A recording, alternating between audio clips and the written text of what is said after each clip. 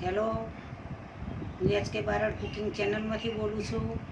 આજે આપણે બનાવીશું કંઈક નવી રેસીપી સાથે દૂધીનો કલાકંદ.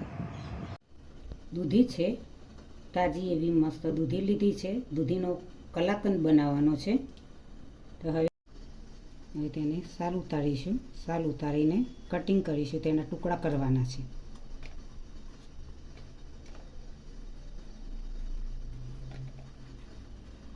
દૂધીને છાલ ઉતારીને તેના ટુકડા કટિંગ કરી દીધા છે. હવે તેને ક્રશ કરવાની છે.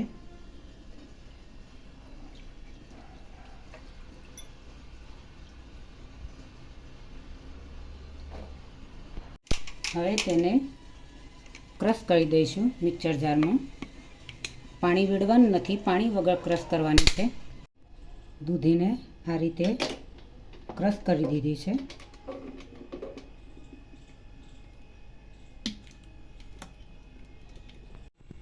દૂધીને ગરમ કરીશું. ધીમે ધીમે શેકતા જઈશું. પાણી અંદરથી સુકાઈ જાય ત્યાં સુધી શેકવાની છે. કઢાઈ મૂકીશું. તેમાં 1 કપ 250 ગ્રામ જેવું દૂધ એડ કરીશું.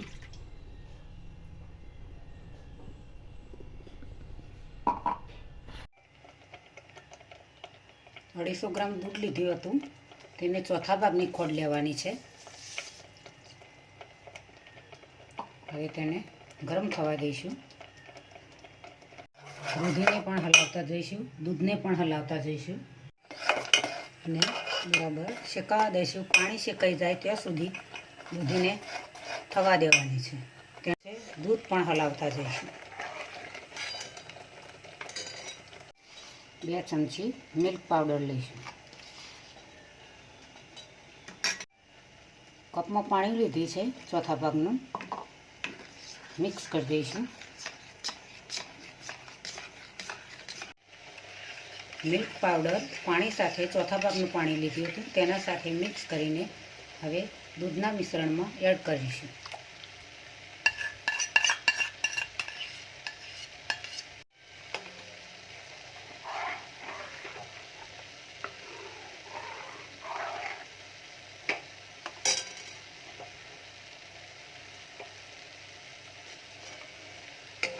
હવે દૂધને હલાવતા જઈશું.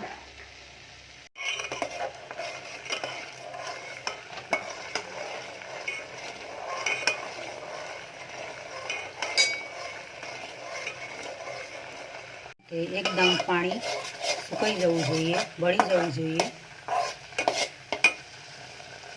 થોડી વાર 2 મિનિટ રવા દઈશું. દૂધ, ખોળ અને મિલ્ક પાવડર બધું મિક્સ થઈ જાય એના પછી તમે લીંબુનું પાણી એડ કરશો. રસ અથવા તમે વિનેગર પણ એડ કરી શકો.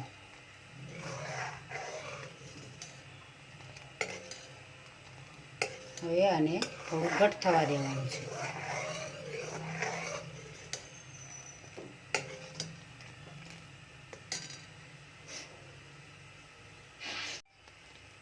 દૂધ થોડું ઘટ થવા લાગ્યું છે મિલ્ક પાવડર સાથે.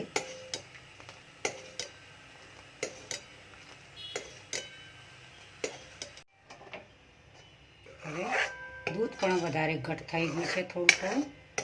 તો તેમાં દૂધી શેકી દીધેલી દૂધી અંદર છીણેલી એડ કરીશું.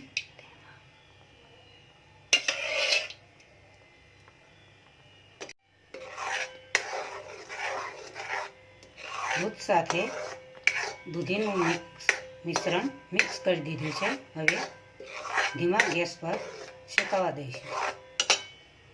હલાવતા રહેવું પડશે. કલર એડ કરીશું, લીલા કલરનો.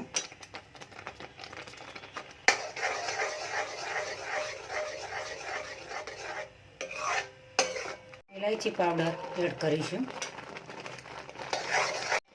કોપરાની છીણ એડ કરીશું.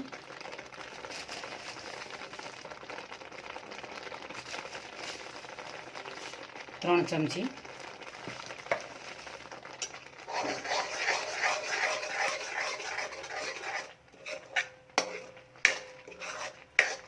ફૂટ એડ કરીશું.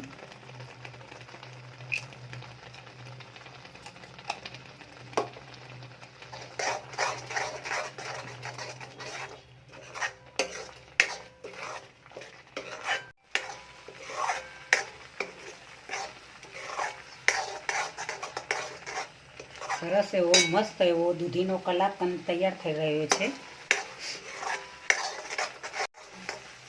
આ પણ એક શાકભાજી છે. શાકભાજીની અંદરથી તમે આ રીતે કલાકંદ બનાવી શકો છો. મસ્ત એવી દૂધી તાજી સરસ લીલી દૂધીનો કલાકંદ બનાવે છે. બજાર જેવો સરસ ટેસ્ટી અને સ્વાદિષ્ટ કલાકંદ બનાવે છે.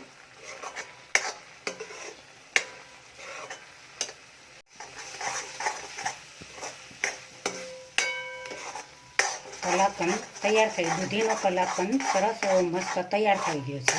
હવે ગેસ બંધ કરીશું. ઘી લગાવી દઈશું પ્લેટની અંદર.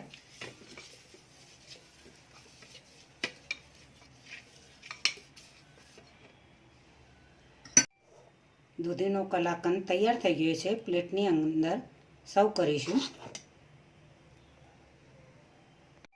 ઘી લગાવી દીધી છે. હવે તેને ધીમે ધીમે ફેરવીશું.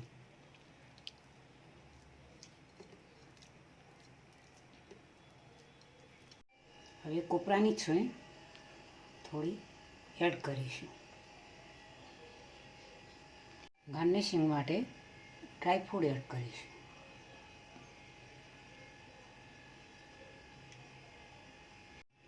ચાર કલાક માટે ફ્રીજની અંદર રવા દઈશું. ઠંડી દૂધીનો કલાકંદ 4 કલાક માટે ફ્રીજની અંદર રાખ્યો હતો. હવે તેને બહાર કાઢીને પીસ કરીશું.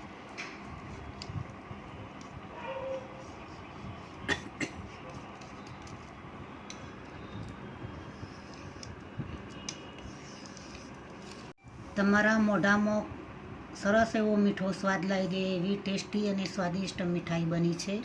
દૂધીનો કલાકંદ બજારમાં જેવું તૈયાર મળે એવું તમે ઘરે પણ ઓછા સમયમાં બનાવી શકો છો. સૌને ભાવતો દૂધીનો કલાકંદ ખૂબ જ મસ્ત એવો મજાનો, ખાવાની ખૂબ જ મજા આવે. તો મિત્રો, આજની રેસીપી તમને જરૂરથી મારી ગમી હશે તો મારી ચેનલને સબસ્ક્રાઈબ કરજો, મારા વિડીયોને લાઈક કરજો, શેર કરજો, મને તો કમેન્ટ કરજો. ચલો મળીશું આવતી રેસીપી નવી સાથે. બાય.